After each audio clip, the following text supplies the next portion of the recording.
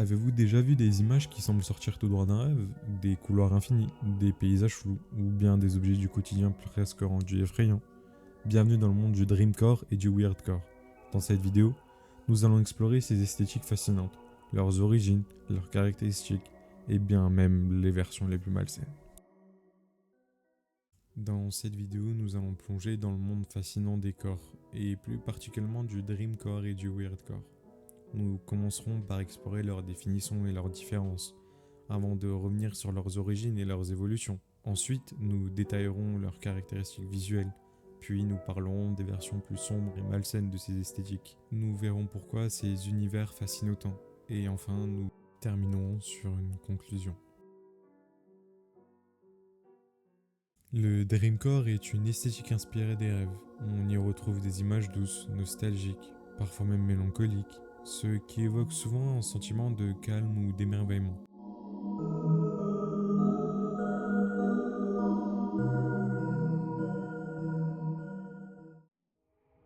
A contrepartie, le weirdcore, lui, joue avec l'étrangeté et l'inconfort. Les images sont souvent déformées, étranges, voire saturées, ce qui a tendance à procurer un sentiment de malaise.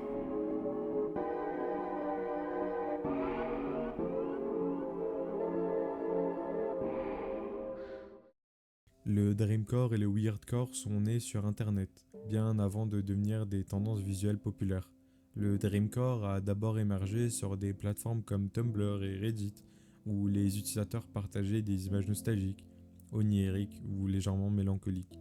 Ces images s'inspiraient souvent de souvenirs flous, de photographies vintage, de paysages de jeux vidéo rétro ou de vidéos VHS, cela créant une atmosphère de rêve et de nostalgie.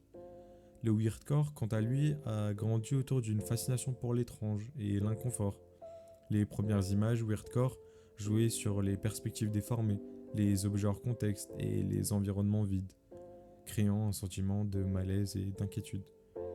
Avec le temps, ces esthétiques ont évolué et se sont diffusées sur de nouvelles plateformes, comme TikTok, Instagram et YouTube. Aujourd'hui, elles influencent non seulement les images statiques, mais aussi les vidéos, les animations, la musique et l'art numérique interactif.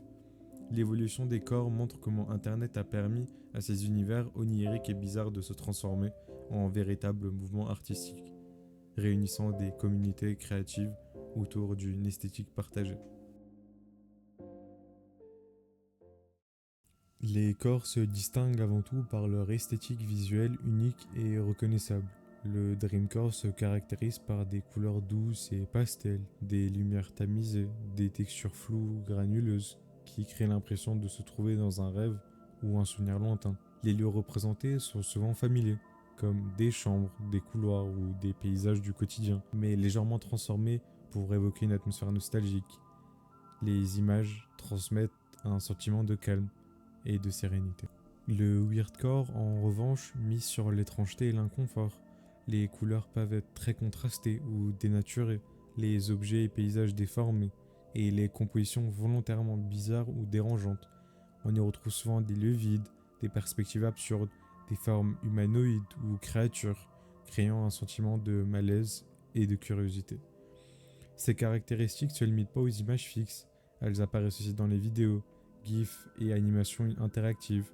Les corps jouent sur le contraste entre familiarité et étrangeté, transformant le banal en quelque chose de fascinant et parfois déroutant. C'est cette capacité à mélanger le rêve et le bizarre qui rend ces esthétiques si captivantes. Au-delà du dreamcore ou weirdcore, certaines esthétiques vont encore plus loin dans le côté choquant et dérangeant, comme le rottencore, le gorecore ou le midcore. Ces corps s'inscrivent dans une logique extrême où l'inconfort devient central. Le rottencore est centré sur la décomposition, la pourriture. Ce corps est utilisé souvent sur TikTok par des personnes qui restent recluses dans leur chambre pendant très longtemps, négligeant leur environnement et parfois elles-mêmes, au point d'avoir des risques de santé. Cette esthétique met en scène la putréfaction et le chaos domestique, créant une atmosphère morbide et profondément incontrôlable, où le quotidien devient étrangement inquiétant. Le gorecore joue sur le côté graphique et sanglant. On y retrouve des images inspirées par l'horreur ou de vraies vidéos gore, avec des scènes violentes ou dérangeantes, souvent utilisées pour l'effet artistique. Le midcore s'attaque aux textures organiques, à la chair, au corps, aux organes, ce qui crée une atmosphère extrêmement inconfortable et visuellement perturbante. Ces corps sont rarement destinés à être beaux ou agréables.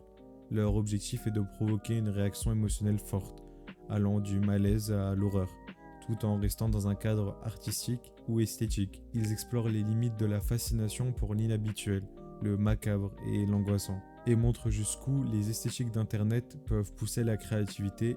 Ce qui est intéressant, c'est que ces corps plus sombres ne sont pas difficiles à trouver, surtout quand on commence à naviguer sur Internet en étant jeune. On peut très vite passer d'esthétiques douces et innocentes comme le cute core, qui n'est pas si mignon que ça, vers des univers plus étranges et dérangeants. Les plateformes comme Tumblr ou TikTok regorgent d'images qui semblent inoffensives au départ, mais qui peuvent très vite nous exposer à des esthétiques plus sombres comme le rottencore, le gorecore et le midcore. Pour une personne de bas âge, cela peut être très violent, surtout au vu de la qualité des nouvelles œuvres réalisées. Le cutecore est généralement associé à la douceur, aux couleurs pastel, aux personnages kawaii et à une atmosphère mignonne et réconfortante. Mais comme beaucoup de corps, il existe des variations plus sombres qui subvertissent cette innocence apparente. Dans ces versions, des thèmes plus sexuels ou prédatoires peuvent apparaître, souvent combinés à l'esthétique cute pour créer un contraste troublant. Je rajoute juste un petit bonus sur ce TikTok là dans les commentaires. Je regarde le profil de cette personne et on voit qu'elle a 15 ans. Encore une petite aparté, quand on recherche cute core sur TikTok, les premières recherches sont quasiment tous des vidéos à caractère sexuel. Et sur cette vidéo-là qui est top 3 de recherche, on voit un garçon en train de se...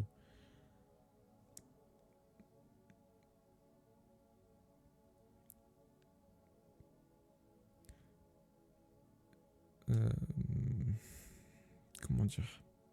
Je pense que vous avez compris. Sur l'avatar Roblox de sa copine. Je suis désolé de faire une aparté, mais dans le TikTok que je viens de vous montrer, en prenant des captures d'écran pour le montage de cette vidéo, je vois qu'il y a des gens qui demandent à avoir ce genre de personnes, c'est-à-dire des garçons, des filles, qui seraient prêts à se... Voilà, sur les avatars Roblox ou en appel sur Discord. Et il y a un des commentaires que j'affiche actuellement à l'écran. Bon, ceux qui comprennent pas l'anglais, je vais traduire pour vous. La personne en question, elle dit: je le fais ou je rêve de le faire, mais personne ne veut d'une fille de 14 ans qui fait ça. Et en regardant dans les commentaires, les personnes qui commentent sous le commentaire de cette personne en question, c'est des personnes qui ont largement la majorité, voire même des pères de famille, qui ont potentiellement des enfants. Cette personne a l'âge de ma petite sœur, je vais être honnête avec vous, et ça me dégoûte fortement, mais à un point de voir ça.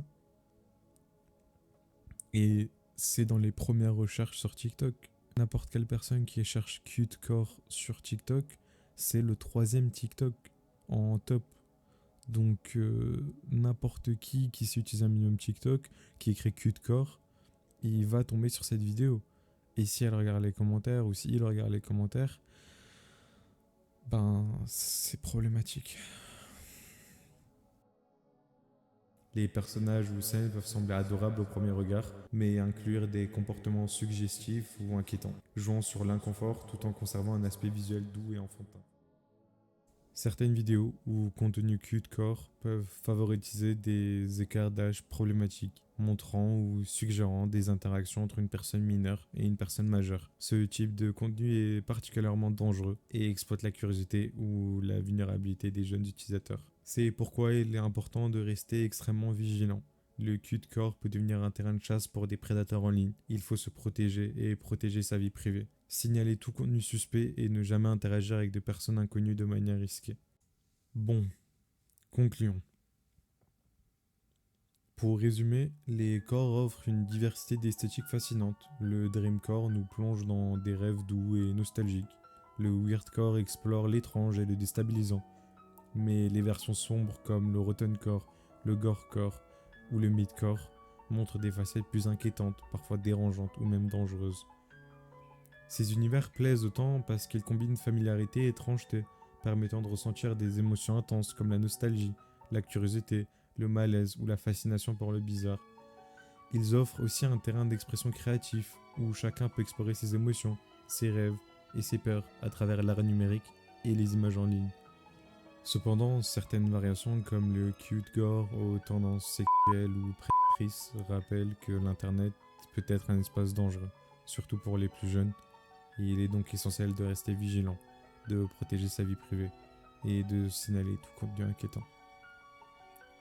Au final, les corps ne sont pas seulement des modes visuels, ce sont de véritables mouvements artistiques, capables de captiver, d'inspirer et de faire réfléchir sur nos émotions, nos peurs et notre rapport à l'étrange et au rêve.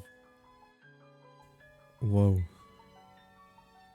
Merci d'avoir regardé ma toute première vidéo et d'avoir plongé avec moi dans l'univers fascinant des corps. J'espère qu'elle vous a permis de mieux comprendre le dreamcore, le weirdcore, les versions sombres comme le rottencore ou le cutecore, et toutes ces esthétiques étranges et captivantes. Comme c'est ma première vidéo, n'hésitez pas à me donner vos conseils, des suggestions ou retours en commentaire pour m'aider à m'améliorer et à créer de contenu encore plus intéressant. Encore merci pour votre soutien sur cette première vidéo et à très vite pour de nouvelles plongées dans le monde de l'étrange et du merveilleux de l'horreur.